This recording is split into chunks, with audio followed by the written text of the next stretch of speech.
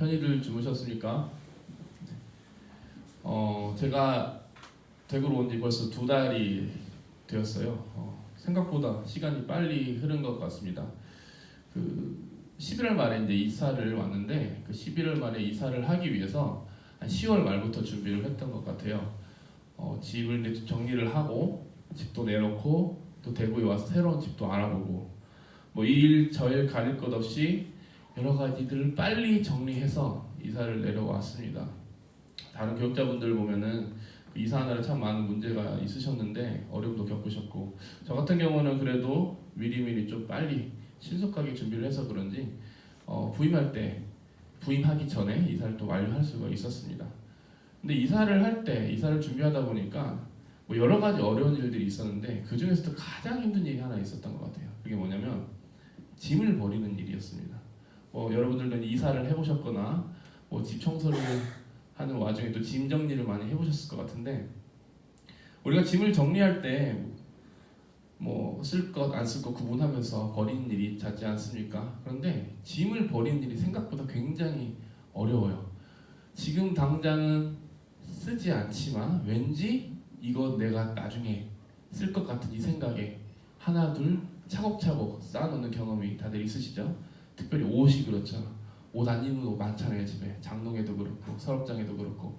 그런데 이거 꼭 버리자니 아깝고 안 버리자니 안 입고 어쨌든 이런 갈등 속에서 결국 많은 짐을 버리고 제가 서울에서 대구까지 내려온 것 같습니다. 진짜 짐을 많이 버렸다고 생각했는데 여전히 이사 온 집에도 짐이 한가득 있더라고요. 자, 그런데 이 버린다는 것이 사실 물건만 쉽지 않은 게 아닌 것 같아요. 우리의 어떤 눈에 보이는 물건 외에도 눈에 보이지 않는 것들을 버린다는 것이 참 쉽지 않습니다. 우리의 좋지 못한 생각과 마음 또 그것으로부터 파생되는 태도에 이르기까지 우리가 우리의 것을 버린다는 것이 생각보다 쉽지가 않아요.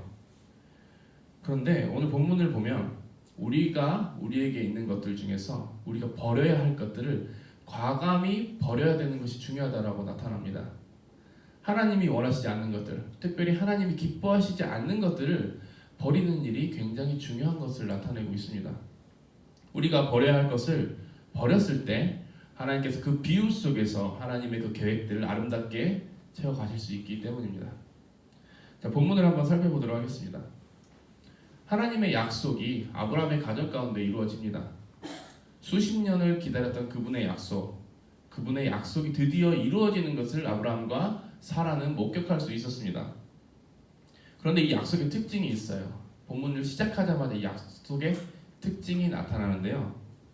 자, 이 약속은 바로 하나님의 말씀대로 이루어진 약속이라는 겁니다.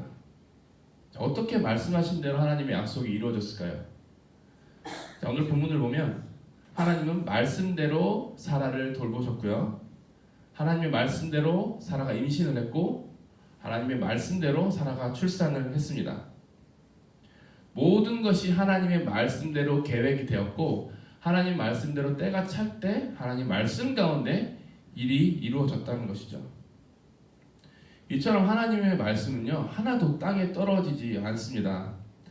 우리를 향해 선포된 그 모든 말씀들이 하나님의 가장 적절한 때, 하나님이 가장 원하신 그때 하나도 빠짐없이 이루어진다는 것이죠.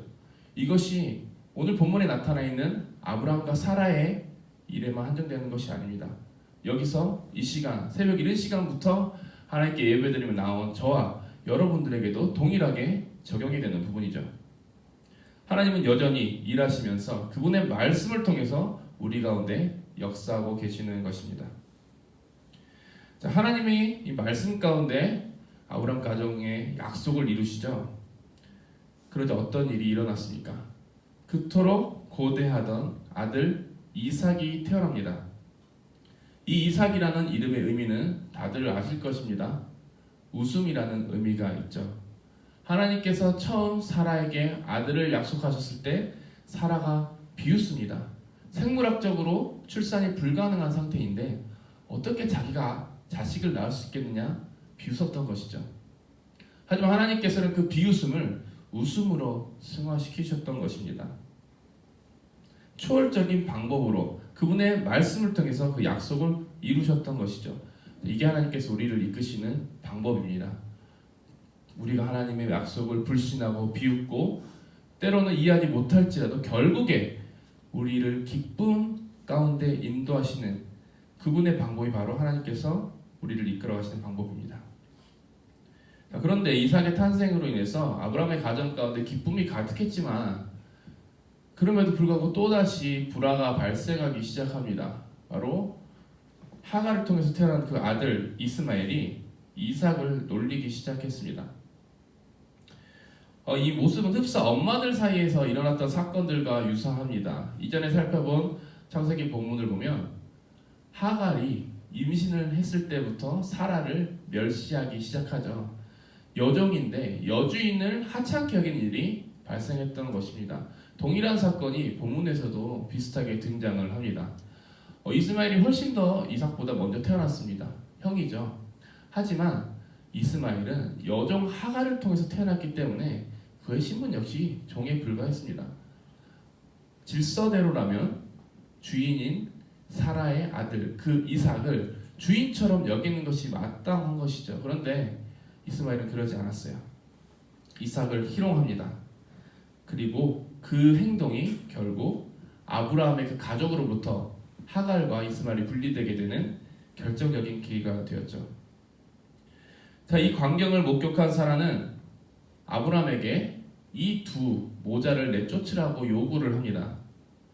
과거 자신이 멸시를 받았을 때와 동일하게 이 사태를 아브라함에게 해결해달라고 강력하게 요청하고 있죠.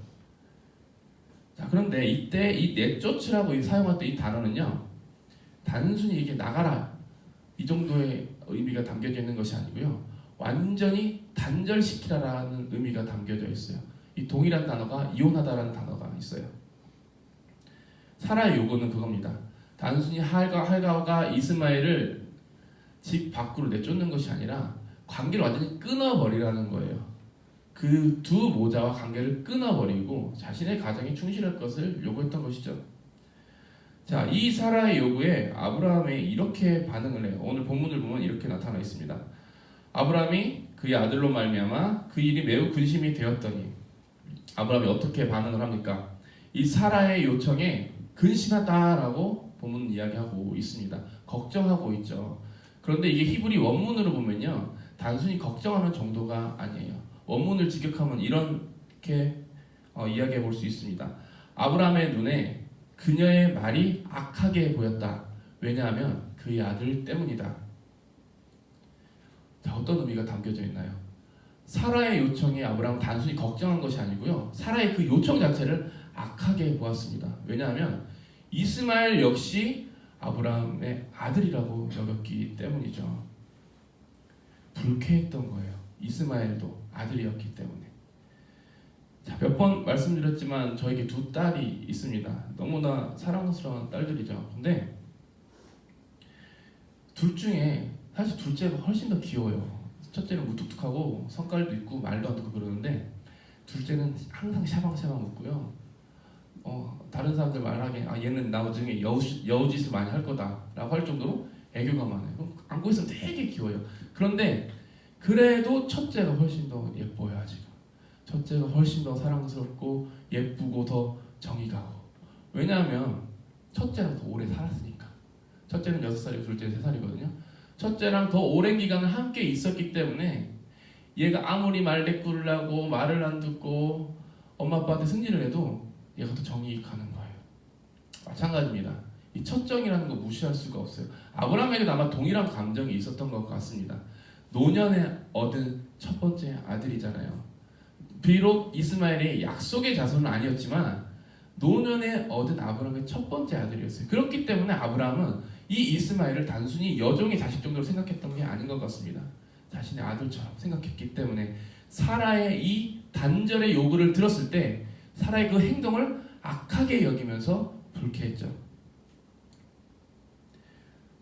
그런데요, 이 단절, 불쾌한 일이지만 또 쉽지 않은 일이죠. 하지만 하나님께서 아브라함을 통해 그 약속을 이루시기 위해서는요, 이 사라의 요구를 아브라함이 들었어야 합니다. 화가 나고 이 걱정스러운 마음을 비워서 이스마엘을 과감히 떠나보내는 것이 아브라함에게 가장 합당한 반응이었죠. 적극적으로 순종해야지 하나님께서 아브라함의 그 가정을 통해서, 특별히 그 이삭을 통해서 그분의 약속을 이루실 수 있었던 것입니다. 따라서 아브라함은 사라의 요구에 적극적으로 반응을 합니다. 하나님의 말씀이 임했기 때문에 적극적으로 반응하여 하갈과 이스마엘에게 집을 지어주고 그 집을 떠나게 합니다. 자, 예전 본문에서 하갈이 사라를 멸시했을 때 아브라함의 반응은 어떠했습니까? 굉장히 미온적이었죠. 한 부족의 한 족장으로서, 한 가장으로서 리더십을 발휘하지 못하고 그 무질서한 상황 속에 아무것도 하지 못했던 사람이 바로 아브라함이었습니다. 하지만 본문에서의 아브라함의 모습을 보면요, 이 가정 가운데 생겨난 이 불화를 해결하기 위해 적극적으로 행동하는 가장의 모습이 나타납니다. 예전에 그 무기력한 모습을 보였던 가장의 모습은 사라지고 하나님의 말씀 앞에서 자신의 가정의 문제를 결단 있게 해결하는 리더의 모습이 나타나죠.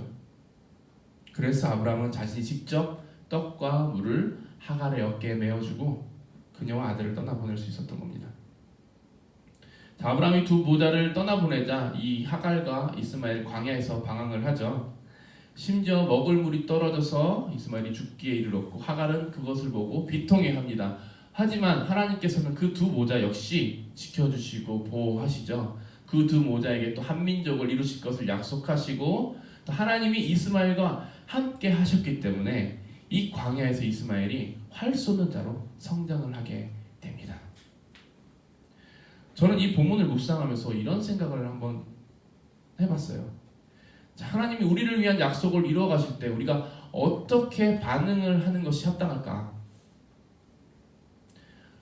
여러분들은 어떻게 생각하십니까? 하나님이 지금도 우리를 위한 일들을 이루어 나가시죠. 그 하나님의 계획 가운데 우리가 어떻게 반응하는 것이 합당하다고 생각하십니까? 우리를 인도하신 그 하나님 앞에서 우리가 어떻게 사는 것이 합당하다고 생각하세요? 저는 이 본문을 통해서 그 반응의 적절한 반응은 순종이라고 생각을 합니다. 자, 하나님은 자신의 주권에 따라서 그분의 계획을 아름답게 이루어 가십니다. 하나님이 가장 원하시고 합당하다고 생각하시는 방법대로 우리를 인도하시죠. 이때 하나님은요, 우리로 하여금 순종하시기를 원하세요. 자, 우리의 순종을 통해서 하나님이 그 계획하셨던 모든 일이 아름답게 일어나가기를 바라고 계시는 것이죠. 그렇다면 순종이 뭘까요? 자, 순종하면 다들 아시죠? 하나님의 말씀을 적극적으로 따르는 행동입니다. 이거 모르시는 분들은 여기 없으시죠? 그런데 본문을 통해서 살펴보면요, 진짜 순종이 전제되는 것이 하나가 있어요. 순종을 위해서 필요한 것, 바로 희생과 헌신입니다. 자기 것을 버려야 돼요. 하나님께서 원하시지 않는 것을 버리면서 순종하는 것이 하나님 앞에서 진짜 순종하는 삶인 것입니다. 여러분들은 어떻습니까? 이 기준에 따라서 생각해 봤을 때 우리는 정말 하나님 앞에서 진정한 순종의 모습으로 주님께 나아가고 있습니까? 자, 우리가 전적으로 순종할 때도 있지만요, 그렇지 못할 때가 사실 더 많은 것 같습니다. 왜냐하면 하나님께서 우리가 버리길 원하시는 것을 버리지 못할 때가 훨씬 더 많기 때문입니다.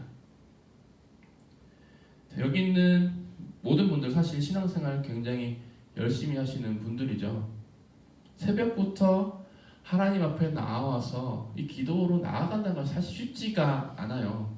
근데 여러분들은 이 새벽부터 하나님 앞에 나와 예배로 하루를 시작하고 기도로 하나님 앞에 나아가시잖아요. 그러면 그 다른 누구보다도 훨씬 더 신앙의 깊이가 있고 성숙함이 있는 분들입니다. 그런데 우리가 이렇게 열심히 아침부터 신앙생활을 하고 열심히 주님께 나아가도 여전히 우리의 마음 가운데 죄성이 자리 잡고 있죠. 그 죄성은 우리가 여전히 하나님의 뜻을 어긋나게 만들고요, 여전히 세속적인 가치를 따라 살게끔 유혹합니다. 하나님이 원하시지 않는 것들을 끝까지 붙들게 만들어버리죠. 한 번 더 생각해 봤으면 좋겠습니다. 우리 열심히 신앙생활 하는데 우리의 삶 가운데 여전히 버리지 못하는 것들이 있지 않습니까? 자, 여전히 우리들의 생각은 하나님이 원하시지 않는 것들로 채워질 때가 많습니다. 우리들의 행동 하나하나가 예수님의 삶과 전혀 다른 모습이고요. 우리들의 모든 삶의 태도들이 하나님이 기뻐하시지 않는 태도들이 많아요.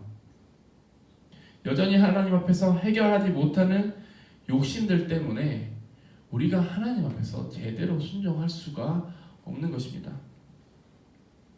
이런 불순종의 삶을 사는 우리들의 모습을 한번 돌아보셨으면 좋겠어요. 그리고 이 삶에 비추어서 우리 예수님을 한번 생각해 봤으면 좋겠습니다. 특별히 그 예수님께서 보여주신 진정한 순종의 삶을 우리가 한번 배워보았으면 좋겠습니다. 우리 주인 되신 예수님께서 몸소 본이 되어 보여주신 그 순종의 삶을 한번 실천해 보자는 것이죠. 예수님이 어떤 순종의 삶을 보여주셨습니까? 예수님은요, 모든 것을 버리시면서 하나님의 뜻에 순종하셨어요. 예수님 역시 인간의 모습으로 이 땅에 오셨기 때문에 그분의 삶 역시 고통과 절망이 가득했던 삶이었습니다. 하지만 그 모든 것을 감내할 수 있었던 것은 예수님 스스로가 자기 자신을 비우셨기 때문이에요. 자기가 원하는 것들을 버리셨기 때문입니다. 예수님이 돌아가시기 전에 겟세마네 동산에서 기도하셨던 그 모습을 한번 떠올려 봅시다. 예수님이 어떻게 기도하셨습니까? 예수님은 이미 아셨죠. 자신의 운명을 아셨어요. 하지만 그럼에도 예수님 역시 인간이셨기 때문에 그 고통스럽고 절망스러운 상황을 벗어나고 싶으셨어요. 그래서 하나님께 간구하죠. 하나님, 이 잔을 피할 수 있다면 피할 수 있게 도와주시옵소서. 예수님도 너무나 힘들었고 고통스럽기 때문에 하나님께 그런 간구를 하셨어요. 예수님이 돌아가시는 것이 하나님의 뜻임을 이미 아셨지만 그럼에도 불구하고 예수님 역시 힘드셨기 때문에 피할 수 있으면 피하게 해달라고 하나님 아버지께 간구하셨던 겁니다. 어느 정도로 힘들었냐면 누가복음을 보면 땀을 흘리셨는데 그 땀방울이 핏방울과 같이 떨어졌다라고 얘기를 해요. 그만큼 극도의 스트레스를 받아가시면서까지 예수님은 그 고통스러운 상황을 모면하라고 하셨어요. 하지만 결국 어떻게 하십니까? 예수님은 순종하시죠. 자신의 생각과 뜻을 버리고 성부 하나님의 뜻을 쫓아서 그분을 모든 것을 희생하시면서 하나님 말씀에 순종하십니다. 그 진정한 순종을 통해서, 그 진정한 헌신을 통해서 우리 모두를 구원하시게 된 것이에요. 우리 사랑하는 청년 여러분, 우리 얼마나 버릴 것이 많습니까? 우리 하나님 앞에서 얼마나 내려놓을 것이 많아요. 하지만 여전히 우리의 욕심에 갇혀서, 여전히 우리의 무지함에 갇혀서 내려놓지 못한 것들이 너무나도 많이 있는 것 같습니다. 그런데 오늘 본문을 한번 생각해 보시면서 또 예수님을 생각하시면서 우리가 버려야 될 것이 무엇인지 한번 고민해보고 실제적으로 그것을 버려가면서 하나님께 전적으로 순종하는 삶을 사시기를 주님의 이름으로 축원합니다. 예수님이 자신을 버리시고 포기하시고 희생하시고 순종하셨기 때문에 우리가 구원받을 수 있었습니다. 하나님의 자녀가 될 수 있었습니다. 저와 여러분이 이 자리에 나와서 아침부터 하나님께 예배드릴 수 있었던 거예요. 그 은혜에 반응하면서 우리 역시 버리기를 소망합니다. 우리 안에 버릴 것을 과감하게 버리세요. 우리의 욕심과 생각과 태도를 버리시면서 그 버려짐 속에 하나님 앞에 진정한 순종의 모습으로 나아가셨으면 좋겠습니다. 이 하루가 그런 하루가 되기를 소망합니다. 오늘 하루를 시작으로 우리가 버려야 할 것이 무엇인지 끊임없이 고민하고 끊임없이 버려나가면서 우리가 하나님 앞에서 진정한 순종의 모습으로 살아가시기를 소망합니다. 우리가 그렇게 순종할 때에 우리의 그 비워짐 속에서 하나님은 그분의 가장 아름다운 계획과 우리를 향하신 축복을 아름답게 채워주실 것입니다. 이 말씀 기억하시면서 이 하루 버리고 또 버리며 하나님 앞에 진정한 순종의 모습으로 나아가시는 우리 모든 청년들 되시기를 주님의 이름으로 축복합니다. 우리 이 시간 말씀을 기억하면서 한번 기도했으면 좋겠습니다. 하나님 아버지, 여전히 내 안에 버리지 못하는 것들이 참 많이 있습니다. 주님께서 아십니다. 내 욕심과 내 무지함을 통해서 여전히 내가 버리지 못하는 것이 있습니다. 하나님, 이것을 과감히 버릴 수 있는 용기를 허락하여 주시고 이것들을 포기하면서 내가 내 안에 하나님을 더 채워나가길 원합니다. 내가 정말 과감히 버림을 통해 하나님께서 나를 향하신 계획들이 내 삶 가운데 아름답게 채워지고 또 채워지기를 소망합니다. 하나님 아버지 인도하여 주시옵소서. 우리 이렇게 다 같이 한번 기도하도록 하겠습니다. 하나님 아버지 감사드립니다. 오늘도 이 말씀을 기억하고 붙들며 기도합니다. 하나님 여전히 우리 삶 가운데 버리지 못하는 것들이 많이 있습니다. 여전히 비우지 못하는 우리의 삶이 있습니다. 하나님께서 우리를 긍휼히 여겨 주시옵시고 우리가 정말 버려야 할 것들을 과감히 버려나가면서 하나님 앞에서 하나님 원하신 것들을 채울 수 있도록 도와주시옵소서.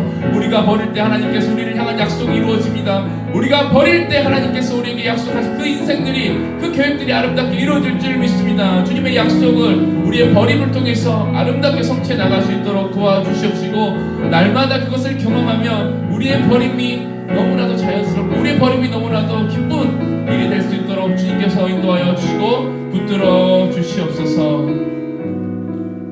우리 이 시간 아포스를 위해서 기도했으면 좋겠습니다.